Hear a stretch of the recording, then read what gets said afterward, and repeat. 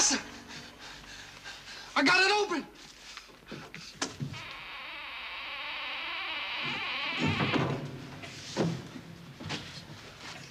Good heavens, man!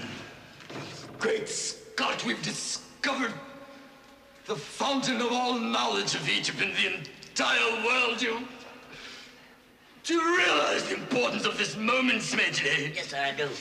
Do you see the brilliance, the untold years? I see it, sir. Sir, wait, sir. This is medicine. Thank you so much. Thank you, sir. You swine. Look, what is this? See. Says, cannot. This is the elixir of life, sir. The elixir of life? The cure for all diseases. Wait, let's see here. Wait, look, Give it there's to an me. inscription on the bottom. Give it to me. Give it. Open at other end. Lumix.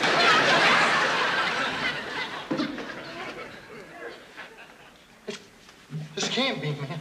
What? You know what this is? What is it, Buna? It's the Book of Life. Book of Life. In the beginning, when man arrived on Earth, the black gods did leave their spacecraft, and they walked, and they named the beasts of the sea and the animals of the land. Heavens. And man in his blackness did walk the earth, making medicine. Medicine? They discovered time. These were all black people got down. Wait a minute. There ain't nothing in here about whitey. This is ours, Jack. Wait till the brothers hear this. Buna. I'm gonna get this book out of here, baby. This tells the real tea. Buna, Check this out. control yourself, don't you What see? you mean, Jack? Look at this here. Black people started the music and the brain surgery back in the year 3 BC. Yes, of course, Buna. Man, they was getting down. This is it, brother. Yes, Everybody boss. gonna know about this. Listen, we can change the history. Civilization will be changed. By all means. Yeah, this is gonna be it. Get the bulldozers, there's nothing here. But. Shut up! Good heavens, time for tea, eh? What?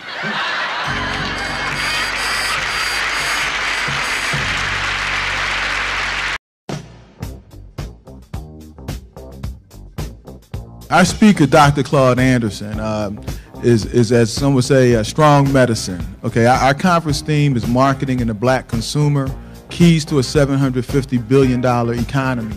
You look at the background and the resume of our keynote speaker, Dr. Claude Anderson, I can't think of anyone in the world, really, who's more qualified to speak on this topic. His company, Powernomics, is a copyrighted term, you know, and you'll see that it's a combination, actually, of several words, and it outlines a new role for blacks, a 5-year national plan in economics, politics, and education to make black America self-sufficient and more competitive.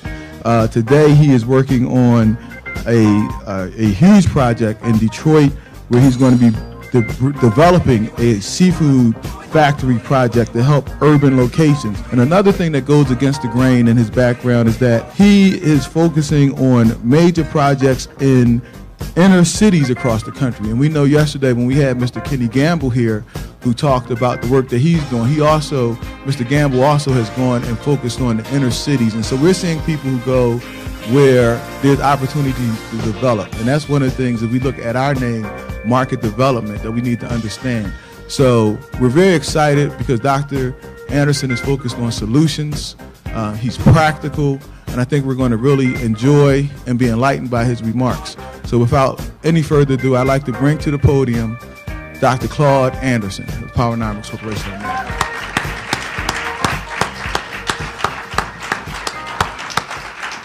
Thank you very much for that much appreciated applause and for that nice introduction there, Bun. Again, let me express my appreciation for being invited back to Philadelphia, the city of brotherly love, and you all have demonstrated that extremely well this morning. I felt very humbled by the fact I've gotten so much attention and so much love from all of you. And I did not know I would have such a warm welcome coming back to Philadelphia. And so y'all got to invite me back again, okay? I also like to express my appreciation for the board and the chairman for, I guess, fighting to get my kind of a personality to be a speaker for you, because I know normally people are a little more cautious about having someone that's fighting and strictly and solely for black folk in this country. They don't like that. They like to get people who want to smooth things over and put lotion on problems and put Band-Aids on cancer. So I appreciate you all asking me to come be your speaker.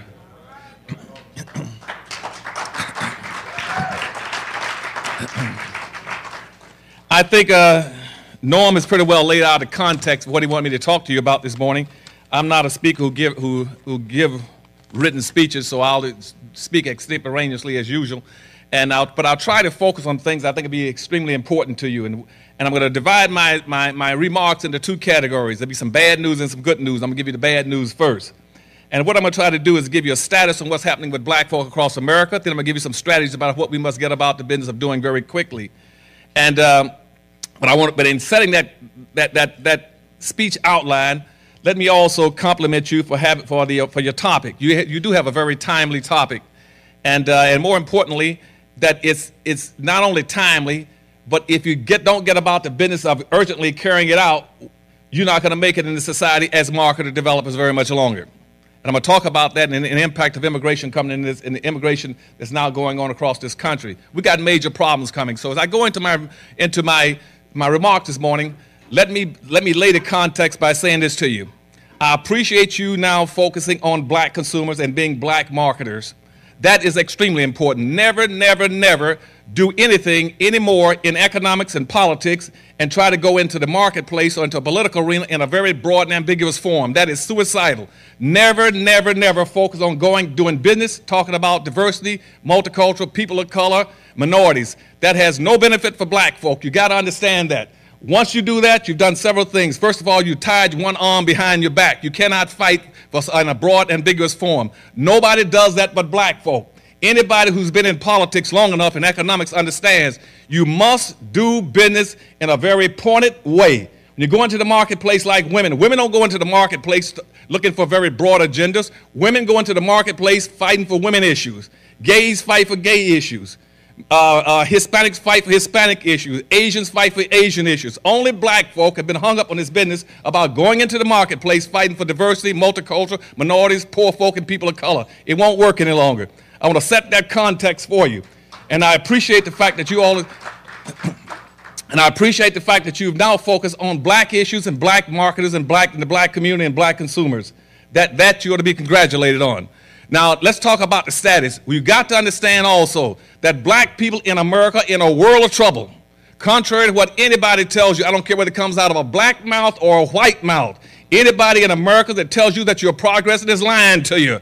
Black folk in proportional comparative terms are regressing. You have not moved one iota from where you were in 1860 on the eve of the Civil War. You're still on the bottom of the ladder. You're still outside and underneath the economic structure in this country. And that's why you look at all the indicators, social discomfort indicators. You find out there is no progress for black folk. I don't care whether society goes up and has a boom or goes down and has a depression. Black folks stay constant. You're always outside and underneath the structure. And that's why, and now with these upcoming problems in this society, when whites catch colds in this country, you're going to catch pneumonia. And you got to understand it is coming. Terrible, hard times are coming, and black folk are going to share a disproportionate burden of the difficulties that are coming because we're not prepared to deal with it. And that's what I'm going to be focusing on this morning. You got to understand as marketers what your problems are in this society. Now let's deal with the black community. I told you a few seconds ago that we are not progressing. Let's take some of the indicators. If I were to go back to 1860 on the eve of the Civil War, when you only had 287,000 black folk who were free, out of almost 5 million black folk that were enslaved, only 287,000 were free. Out of that 287,000, that 287,000 who were in quasi-freedom had succeeded in capturing 1/2 of 1% of this nation's wealth in 1860 on the eve of the Civil War. Here we are 140 years later. in the richest nation on the earth, and you still own and control only 1/2 or 1% of the nation's wealth in the richest country on earth. You have not moved not one iota in terms of wealth. And make sure in your mind, it is not equality of opportunity. It is not integration. It's not civil rights that will determine your opportunities. It is what you own and control in terms of wealth and resources. Civil rights and integration gets you nothing. Use what you own and control to be a competitive group in our society. And that's why we're not progressing in wealth.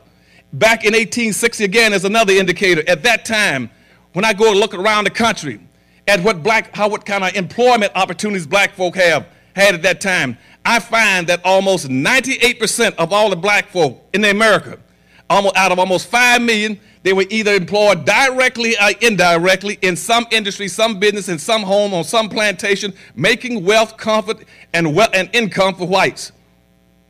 Less than 1% of the blacks in the country were working in something producing wealth, income, and comfort for themselves. I look across the country right now, and today, 140 years later, almost 68 to 70% of all the black people in America that got an education are working in some level of government, either the federal, state, county, city government, or school teaching. And out of the another 26 to 28% are working in some white corporations in white communities. Only 2% of all the black folk in America are working in their own communities for their own people, producing comfort and products for their own people. You have not moved one iota in 140 years in terms of employment. Our people still do not understand that you cannot enrich yourself working a job. A job is not designed to enrich you. A job is designed to maintain you, to keep you 1 week away from welfare, unemployment, and the food stamp lines. If you want to get rich and you must move into a business and business ownership. Business will transfer and redistribute wealth 6 to 8 times faster than working a job. The only way you're going to get rich working a job is if you're good at stealing. It ain't going to make it otherwise.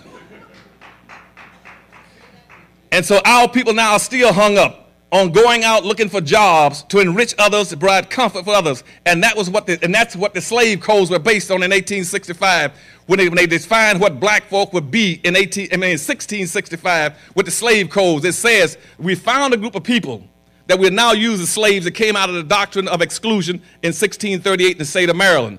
It says that black folk in this country shall be an excluded, subordinated, non-compensated, non-competitive group for the personal comfort and wealth building of the white society. Let me give it to you again so you understand this as we get into our discussion today.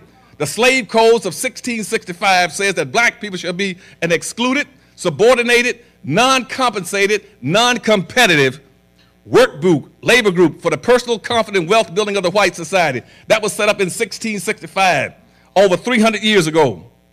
Now we still got black folk running around taking comfort in finding jobs rather than trying to find out how to get into business and redistribute wealth and resources back to themselves, their family, and their own race.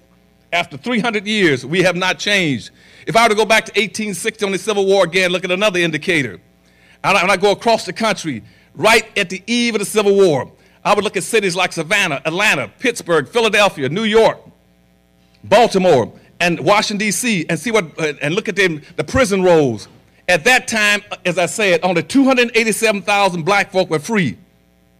Out of over 5 million black folk, almost 5 million, only 287,000 were free. But I look at the prisons in those cities, the prison system in Savannah, Atlanta, again, Norfolk, Washington, D.C., and all the major cities in the United States, I found out that black folk made up over 50-some% of all the prisoners in the United States, even though only 287,000 blacks were free.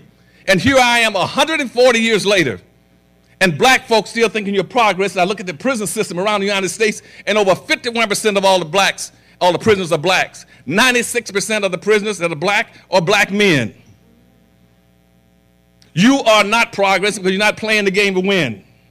Nobody wants to focus on the problems that are peculiar to black folk to put them in a position to empower themselves, to become self-sufficient and competitive as quickly as possible to survive. And we got major problems coming, and we don't understand the problem. The problem is that as a direct result of 300 years of slavery and Jim Crow segregation in our society, as a direct result of it, that those processes intentionally and specifically and directly maldistributed almost 100% of all this nation's wealth, power, resource, privileges, businesses, and controls of all levels of government into the hands of the dominant white society. You do not have a sufficient amount of anything to be a competitive people. You don't own and control enough of anything to be able to survive. And nobody has addressed that issue. We came out of the civil rights movement instead of addressing the issue and doing these major examinations and research studies in the United States. Says, let's go back in the test and find out what has happened to black folk. What happened to black folk in all those years as a direct result of slavery and Jim Crow segregation? How badly were they hurt, crippled, and injured? Economically, educationally, politically, ego-wise. Nobody did it. What they did was say, well, let's pretend that nothing happened to black folk. It didn't hurt them. And all they need now is just equal opportunity. All they need is a chance. All they need is a hand up rather than a hand out. That's all BS. You don't own and control enough to be a competitive group. Because when slavery maldistributed all the resources in the hands of one group, that group has now frozen all those resources inside their culture, their community, their schools, their neighborhoods, their institutions, and everything else. 87% of all this nation's wealth now is locked and boxed.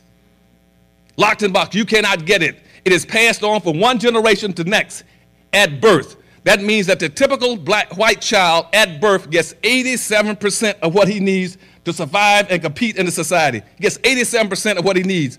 All he needs to get two other things to be successful in our society. All he needs to get a scheme in his head and persevere.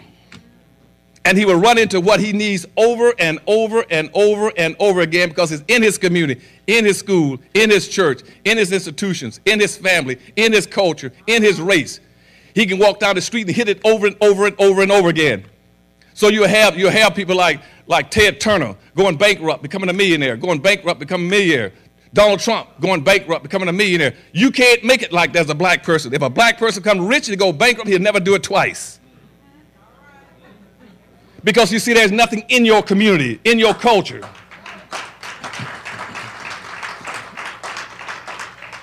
Because see, we've never focused on anything that's inheritable that we can pass on from one generation to the next to our children. We have spent 50 years now since the civil rights movement focusing on things that are non-inheritable. You cannot inherit food stamps and welfare. You cannot inherit drug abuse programs. You cannot inherit a job. We have no wealth for our children. So consequently, a black child in America is born at dead zero. And he has to now compete with a white child who has 87% what he needs to succeed. And I hear people saying, well, the black child, y'all just not doing it right. That's why our white kids are out achieving. No, it's because he got everything he needs. You don't have anything. That's why he's out achieving you. That's why you go drive around this city, any other city, and look at all the big skyscrapers, the big tall buildings. You go across America, and if you find 5 blacks in the United States that own a building with more than 3 stories, you're lucky. You don't own and control anything. Where are your airplanes and ships and boats? Where are your industries? You don't manufacture anything. All you're doing is consuming. We are 100% consumers and 0 producers in the most capitalistic society on earth. And we have failed to understand because of our marketing people have not told us the truth. Our promoters have not told us the truth, that in a capitalistic society, there is no such thing as consumer power. Consumer power does not exist. You cannot have consumer power in a capitalist society. The only person that has the power is he who's producing has the power. You have producing power. You don't have any consumer power. Consumerism is a weakness. Consumerism comes from the word to consume. Consume means to be eaten up, to be eradicated, to be eliminated, to be erased. And prior to the 1950s in this country, when a black person got tuberculosis, you said he had consumption, which means he's being eaten alive by the disease. And here we are bragging about our consumer power. Go look at all the black magazines bragging about black consumer power. We don't have any consumer power. That's a weakness. We should be talking, that's like going into a black neighborhood and having a crack addict bragging about how much crack he consumes. He's got crack power.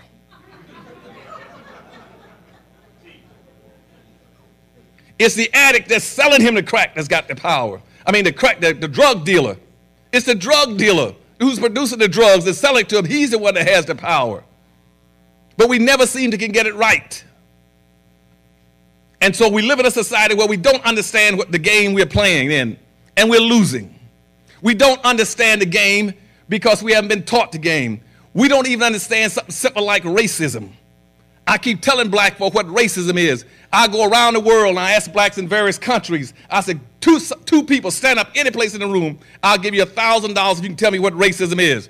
I've never ever had one that knew what racism was. Never had one. I said, what is racism? He said, well, it's bigotry. It's hatred. It's not getting along with people. It's bias. It's discrimination. All that wrong. Racism has nothing to do with getting along with people and liking people. Racism is a competitive relationship between groups of people who are competing for the ownership and control of resources, wealth, and power.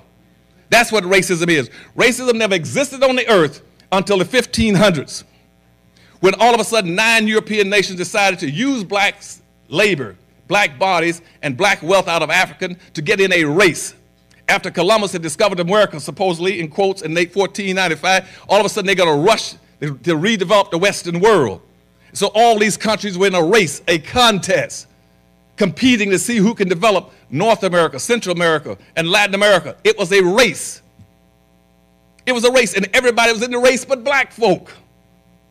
Black folk never participated in the race. You were the prize, the boot, the loot that they used to empower themselves. See, they were buying blacks in Africa on a typical for $15 to $20 a piece. And they established a thing called a profit margin, a 15% return on investment, 1,500% return. So they were selling for $400 and $500. They got into the United States and to other countries. And that's why the whole banking system started off of slavery in Portugal. Again, and the whole system of capitalism started off of black slavery. Before that was mercantilism. The whole concept that you all are playing in with promotions and what's called marketing development came out of black slavery. And it was designed not for you to profit, but for others to profit. Everybody was profiting initially except you, and it has not changed. And so when I look at your program, and it says that you are marketing developers. Marketing developers. I would say marketing means going into any environment, a site, a geographical area, and promoting a product or a service or a good to get an equal value for it. You're marketing. But it also stipulates in there that to be a marketer, you must have a market. So I asked black folk, where are your markets? Where are your markets? Where is the black market? And they said, well, Dr. Ellis, we got a black market. Where is it? They said, well, it's all over the United States. And that's how much you get. We got a $650 billion black market. And that's a lot of money. Wrong, it's not.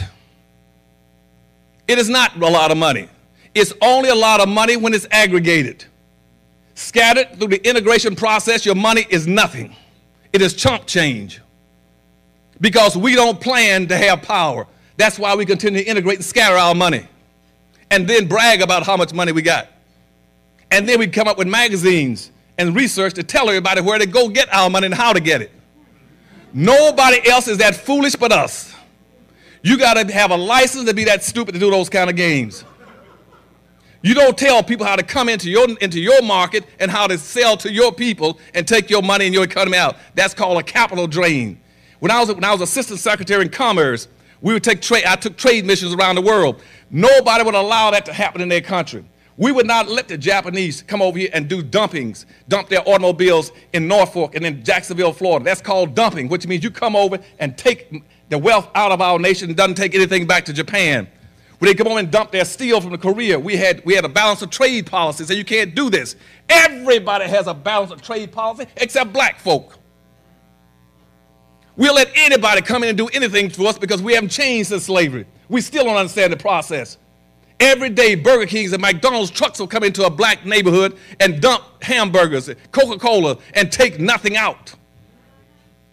That's a balance of trade deficit. This country right now is suffering from a balanced trade because we've allowed it to happen since Bush has been in office. And that's why you cannot profit in the society, because you got a capital drain. Nobody's ever taught black folk how to practice group economics. Your money is supposed to stay in your own country or in your own community and with your own hands and your own people and bounce at least 8 to 12 times. But we are the only people that absolutely refuse to do it. We won't do it. As a matter of fact, we are against spending money with our own people.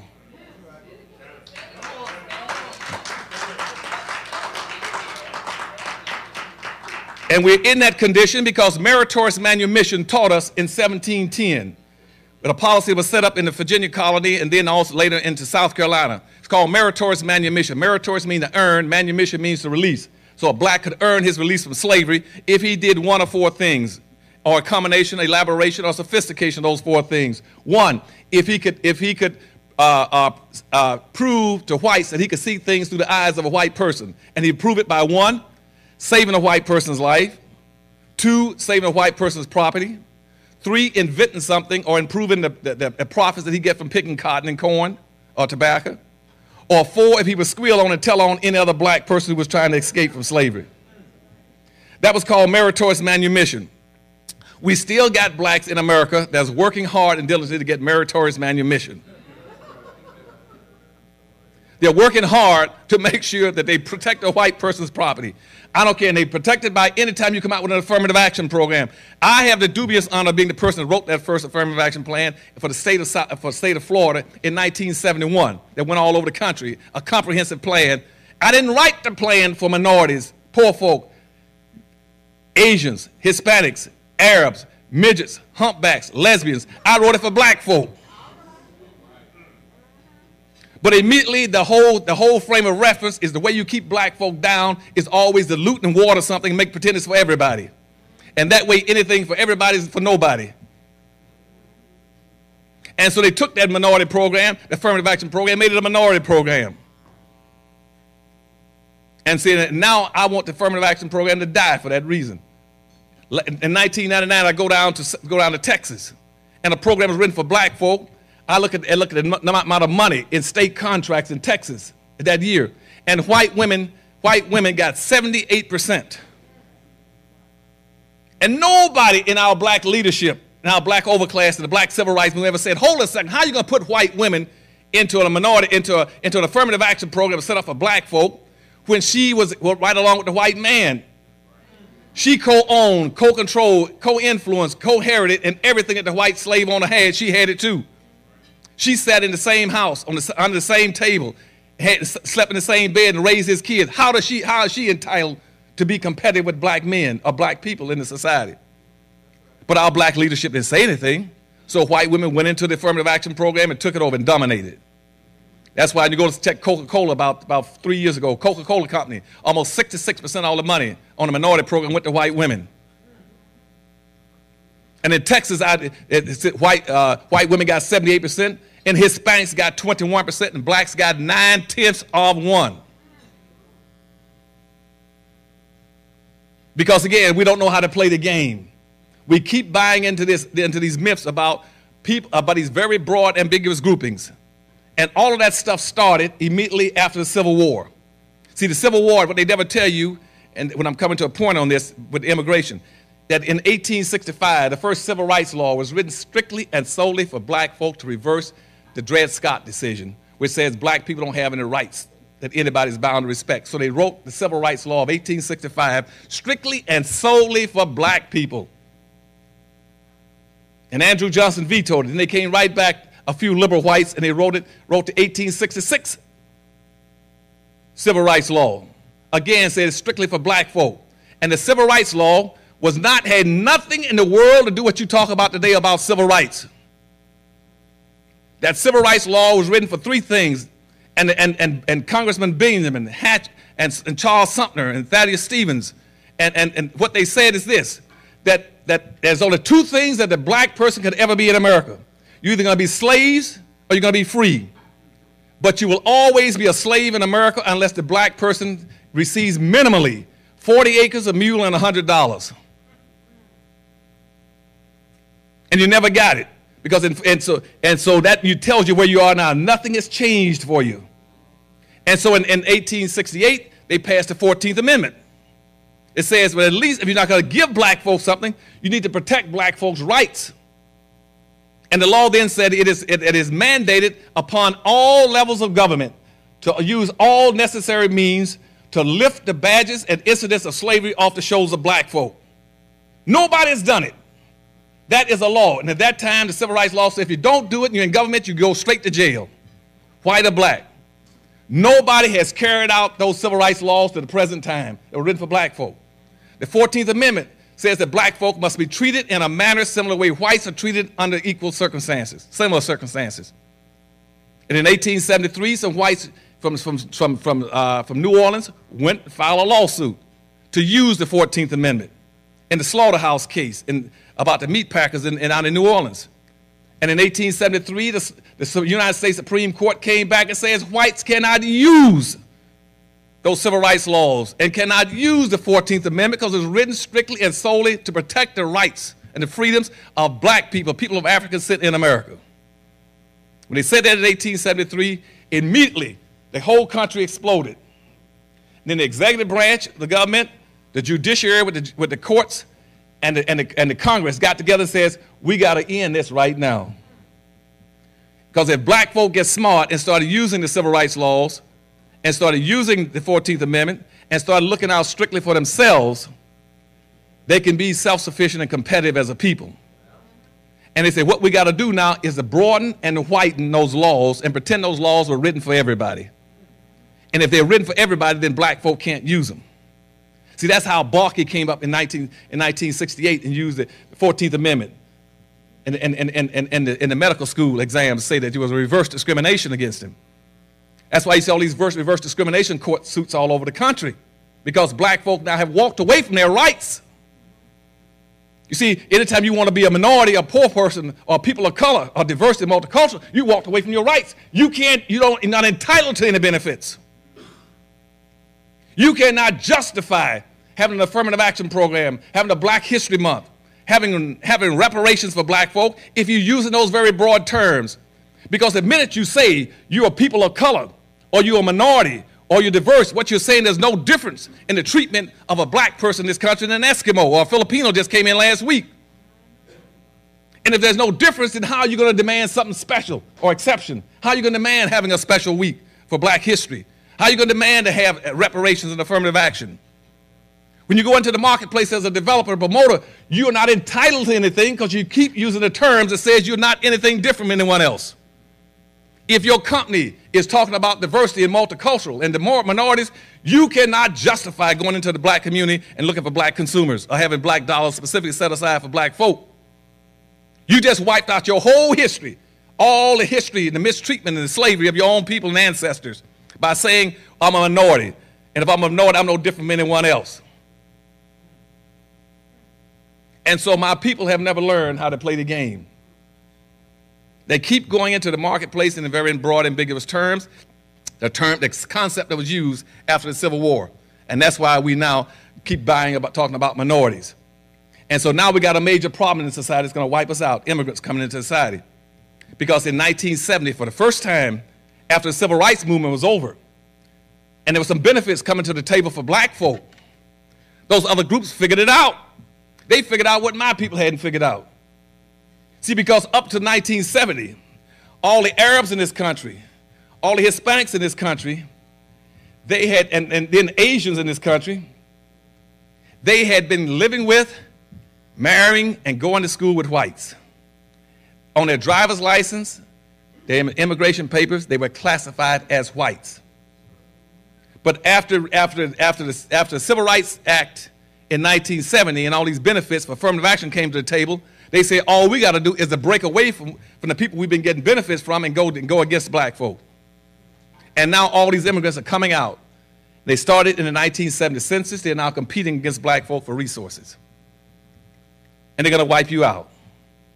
Your leadership will not support you. They're all supporting more immigrants coming into the country. They're down on the border saying, y'all come on, come on. And they don't understand. Let me give you a couple of points, and I'm going to give you some strategies we're going to have to start using. They don't understand that for every 10% increase in immigrants into this country, the people that are hurt are primarily black folk. White corporations benefit, black folks suffer. For every 10% increase in immigrants in this country, black people lose 0.3% of their income. I'm going to give it to you again. For every 10% increase in immigrants coming into this country, it's been going on throughout society for over 100 years, black folk lose 0.3% of their income.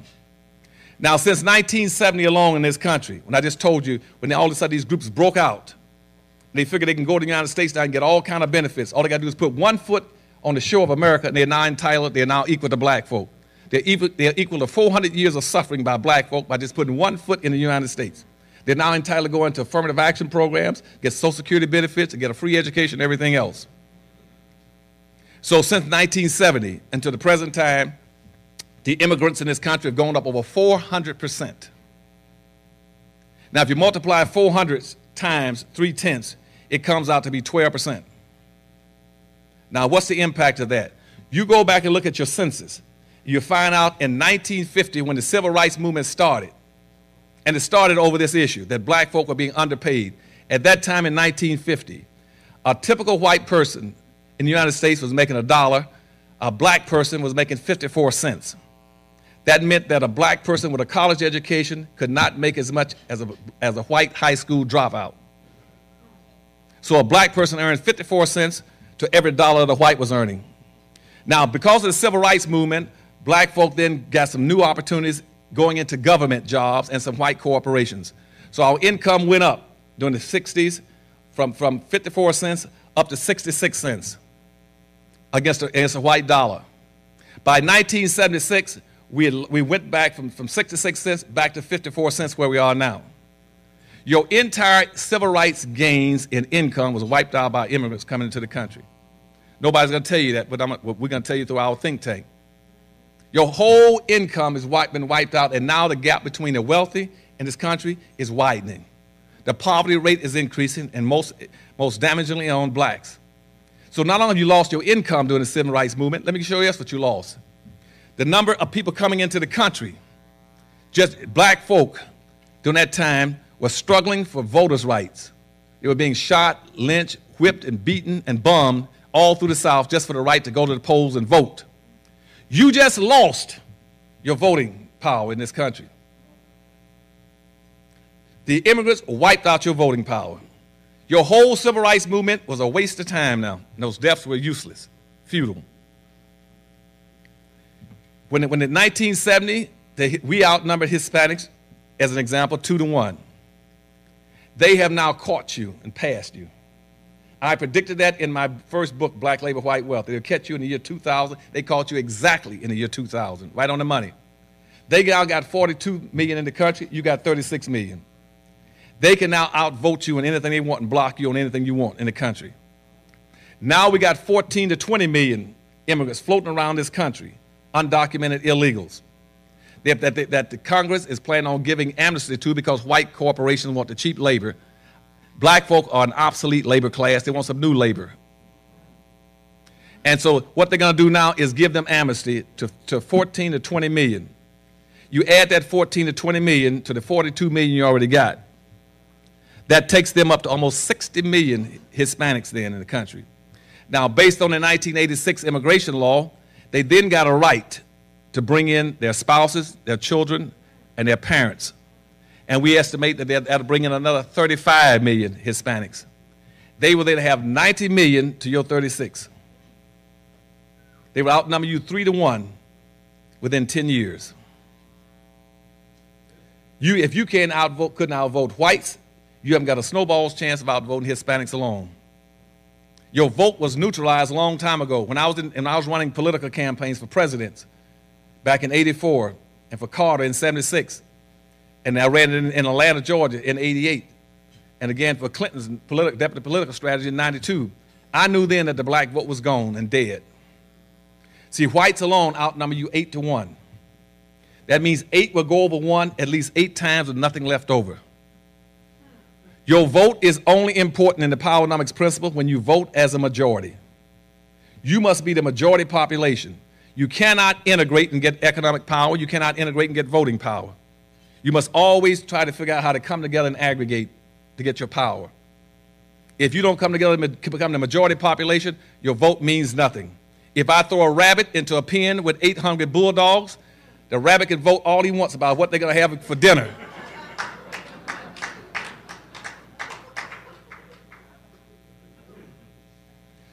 And now, so that's why I tell black folk, we now have to learn how to use poweronomics principles. Now, how does that relate to your marketing? Here's the problem. You're now competing with these other groups that are coming to the country. They're doing what you're not doing. They're coming in here to build communities. We do not have not one single black community in America. We do not have one defined black market in America.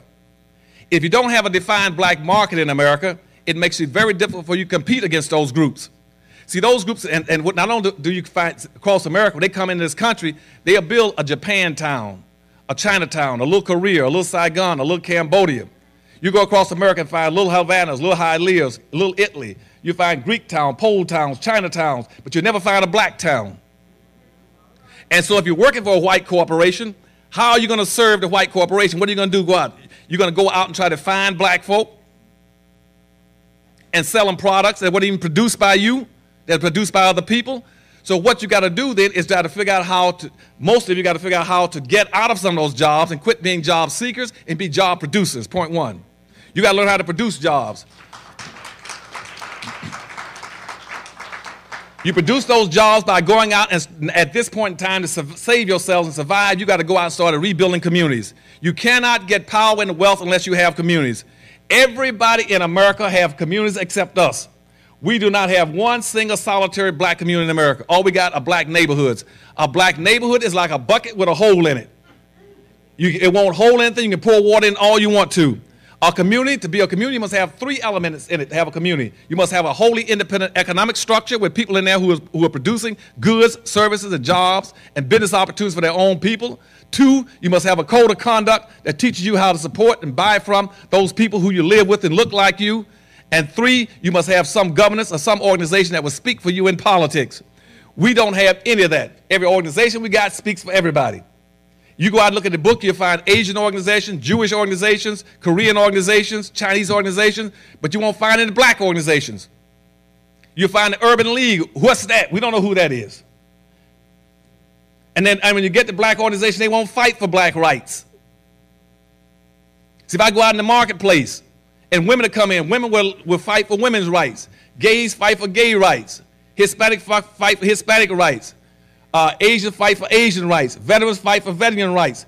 Senior citizens fight for senior citizen rights. You get the black folk, who they fight for? They fight for civil rights.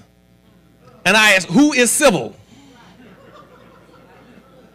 Where does he live? And see, if even I want to send him somebody, I wouldn't even know where to send it. Because we don't fight for anything for our own people. But once you build these communities, you got to go inside there, and that's your market. Your market must be your communities. And if you start building these communities, then it makes it very easy for you all to promote your products if you got an identifiable community someplace to go into.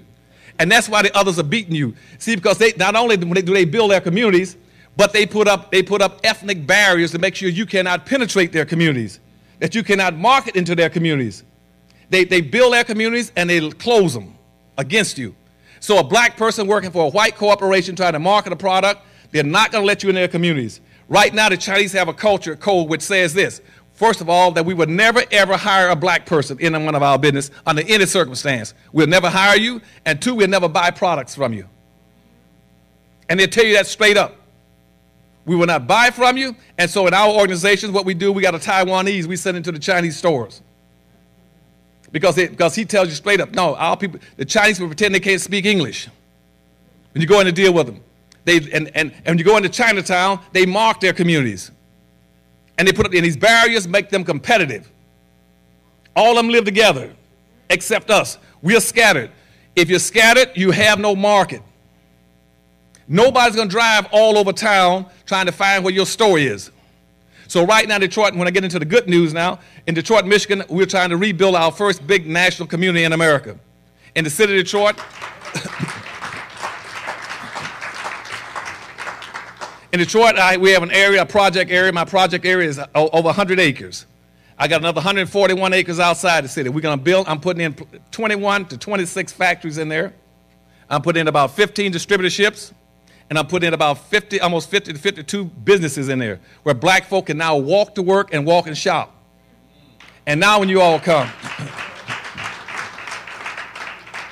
and now you marketers can come because you got your own community to come to sell your products. So when your corporations say, well, I don't know where your consumers are, where the black consumers are, where they are, you say, yes, I know where they are. We got one area in Detroit. We're going to build them in other cities. Just like you got an Asian town or Chinatown. And see, when you build these communities, you put up barriers too. Like in Chicago, where is Deborah? Like in Chicago, see my good friend Dorothy Tillman. See, Dorothy Tillman's been using those Powernomics principles down on 47th and South Martin Luther King Boulevard. You know what I'm saying? Okay, so what I told Dorothy, I said, you go in there and you find me a black area in Chicago and start building black businesses in there. And tell the rest of them, if it's not your community, so long, adios, goodbye. And bring in black businesses and put them in there. And she's been doing that. Am I right, Deborah? Okay. And you do that. And then I told her, she said, what else could I do? I said, once you build these communities so that your marketers and developers can get in, you mark and close your community just like the others do. When I go into Chinatown, as soon as I come around the corner, I'll see a big pagoda. And I'll see all kind of flags, and I'll hear ching dong, ding dong. I know they marked that community, that's theirs. And they're going to use their language and go look at the street signs. They're going to change those street signs so it reflects their culture, so it's closed, so you can't speak the language, you can't get in and get out. You got to learn, so what Dorothy Tillman does, and you go down there, Deborah, see, you look up on those telephone posts. Am I right? Thank you. See, and you see those big silhouettes, gold silhouettes of a silhouette of a black man with either a saxophone or a trumpet. Am I right, baby? That's right. And that you do the same. You build your communities and close them. So that you got a market to promote your products in. And not only and now you got a closed community. And when you put up those barriers, that gives you a competitive advantage, just like the Asians got a competitive advantage in Chinatown.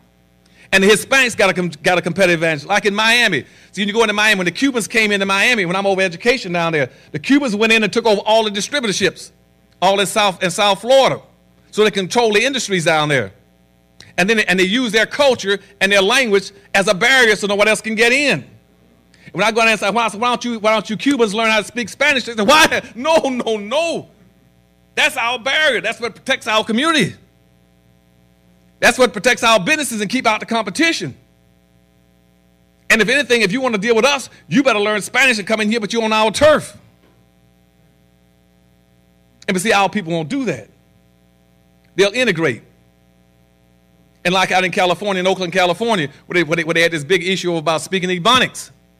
A lot of our civil rights leaders went and jumped all over Oakland County saying, you know, it's bad for you to be allowing the kids to speak Ebonics and use Ebonics as a second language to teach our kids English. Wrong.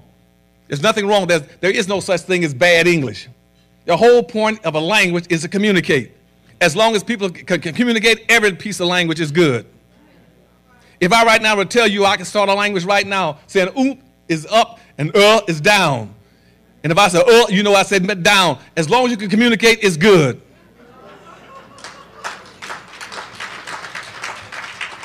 They jump all over our black kids about, well, they got to speak perfect English, non-standard, they got to spend standard network English. They don't have to. They only have to speak standard network English when you don't have a community. And now your black children are forced to leave your community, go to somebody else's community to get a living and earn a life. If they stayed in their own community, they wouldn't have to speak. They could get along with speaking what people they call flat English, broke English, non-standard Negro dialect. It doesn't make any difference. You have never run into a black person yet that couldn't understand what another black person was saying.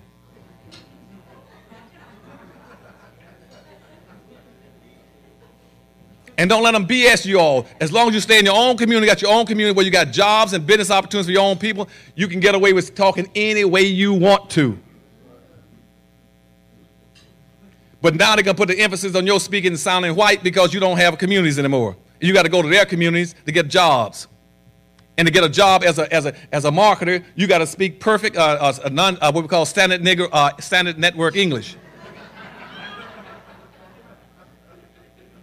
So you got to learn how to, so in other words, all those things are used as barriers to either keep you in the market or keep you out of their markets. And most of the white communities are not going to let you in there as a promoter because they got their communities locked and boxed. Everybody's community is locked in boxes except ours. We don't have communities. You can come and go anytime you want to do anything you want in the black community. But in Detroit, Michigan, we're going to build our own communities. We're going to build our own factories. We're going to produce all kinds of products, services, and goods. And we're going to distribute them up the chain. And we're going to invite people like you all to come in and start pushing our products with our own people. We're going to ask black athletes across the country to promote our products. And we'll put up a leather factory that we got coming up in Haiti. We built a leather factory. We're going to ask the blacks in the United States in our cut and sew factories to come in and promote, and instead of selling Chinese or Asian leather, to sell good black leather in the United States. We're building a seafood factory in Detroit that's going to be one factory alone is 5 times the size of a football field. We'll be the biggest producers of seafood not only in America but in the world, right in the heart of the black community. And all of our businesses factories will be right in the heart of the black community.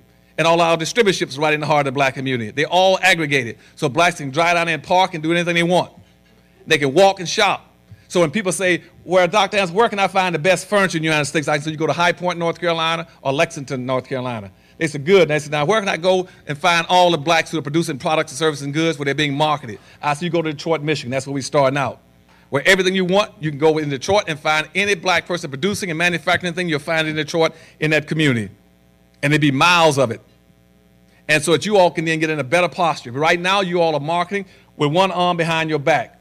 You're trying to figure out how to market in Hispanic, white, and Asian, Arab communities that people don't want you in and not going to let you in. And you're serving somebody else's company and corporations that are simply tolerating you there if you can figure out a way to justify your existence. The same thing going on in law firms. Black lawyers got wiped out by the integration process. They go to a white firm to be a partner. They got to bring some white businesses there. They can't be a black partner in a white law firm. They can't bring the businesses in. And so you're working for a white corporation. How do you show you can control all these black consumers when the black consumers are all over America, scattered? So in conclusion, what I'm saying to you, I know my time is up, is that you got to learn how to rebuild these communities. We're going to build them in Detroit. We learn how, and we're going to do 2 things. We're going to teach you how to stop the capital drain out of your neighborhoods. Right now, we're not practicing group economics. Your money is supposed to bounce 8 to 10 times in your community before it leaves. Hispanic money in the United States bounces 6 to 7 times. White money bounces 8 to 12 times. Arab and Asian money bounces 13 to 14 times. Jewish money bounces 18 times. Black money does not bounce once. As soon as a black person gets paid, he runs straight to someone else's store in someone else's community and spends his money. And those people in turn do absolutely nothing for the black community. They put up stores all over your community and they suck the money out. In Detroit, Michigan, right now, the problem is Detroit has got about a $200 to $300 million deficit. The reason they got a deficit in Detroit, Michigan, as a black city and all these other black cities is because the black cities are not practicing group economics. That's why they're depressed and run down. Detroit, Michigan has almost 1 million black folk there. They have an annual disposable income of over $12 billion. They're spending another $8 billion in the government services and another $2 billion in the school system. That comes to $22 billion. Now, if that $22 billion was being practiced in group economics and bouncing at it just 10 times, that means they would have $220 billion worth of annual disposable income in that city instead of a $300 million deficit. And what's happening in all these major cities when you go out to try to promote your products and services, you got to understand that all the money you take out of the black community, you're not developing black communities, you're destroying them. You're taking the money out of your own people's hands and putting it in other people's hands and other people's company. In Detroit, Michigan, these other cities like Cleveland, St. Louis, Milwaukee, black communities are subsidizing other people's communities. All the white communities, ethnic communities, Asian communities, Greek towns, China towns, Mexican towns, they are living off of 2 incomes. They're living off of 100% of their money and 98% of yours.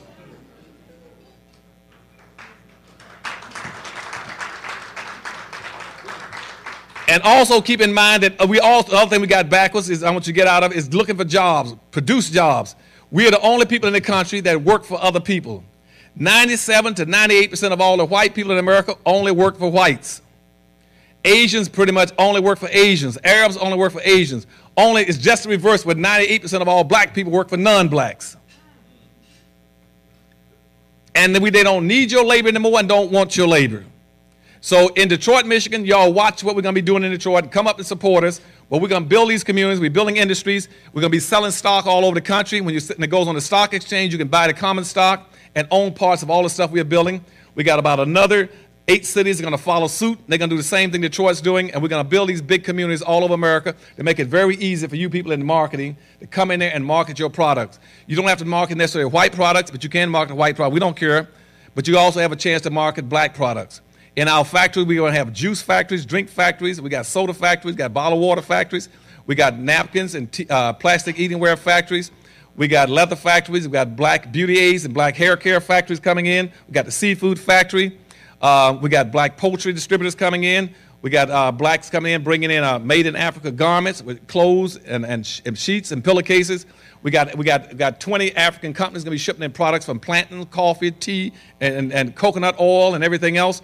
You'll be able to come in and get everything you want. And we're going to need you all in your expertise. You all got the experience. You got the skills. You got the consciousness. We're going to want you all to come join us and help market some of our good black products to all of America and to our people. Thank you. Thank you.